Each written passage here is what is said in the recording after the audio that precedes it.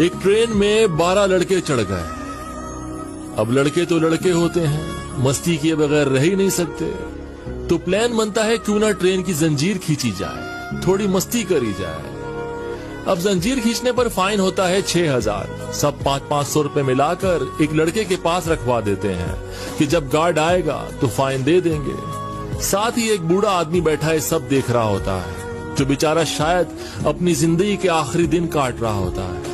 اچانک سے ایک لڑکے کا دماغ کام کر جاتا ہے اور باقی لڑکوں سے کہتا ہے کہ کیوں نہ زنجیر کھینچ کر نام اس چاچے پر لگا دیا جائے. یہ تو ہے بھی اکیلا, اس کی بات پر کون یقین کرے گا, اور اس طرح ہمارے پیسے بھی بچ جائیں گے. تو زنجیر کھینچی جاتی ہے اور کچھ دیر بعد ٹرین رک جاتی ہے. گارڈز آتے ہیں تو سب اس بوڑھے آدمی پر نام لگا دیتے ہیں کہ زنجیر اس بڈھے نے کھینچی ہے.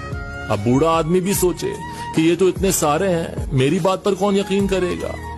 تو وہ بھی کہہ دیتا ہے ہاں بھیا میں نے کھینچی ہے. گارڈ پوچھتے ہیں کہ بھائی کیوں کھینچی ہے.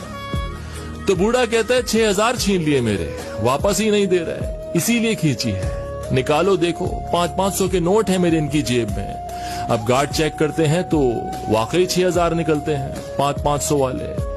بس پھر ان لڑکوں کو گارڈ لے جاتے ہیں اور بوڑھا داڑھی کو ہاتھ لگائے کھڑکی سے جھانک اشاروں میں کہہ رہا ہوتا ہے کہ بال ایسے ہی سفید نہیں ہو رہے بھیا, تو آپ کتنے ہی بڑے ترم خان کیوں نہ ہو جائیں, لیکن ان بزرگ لوگوں سے کبھی تجربے میں نہیں جیت سکتے.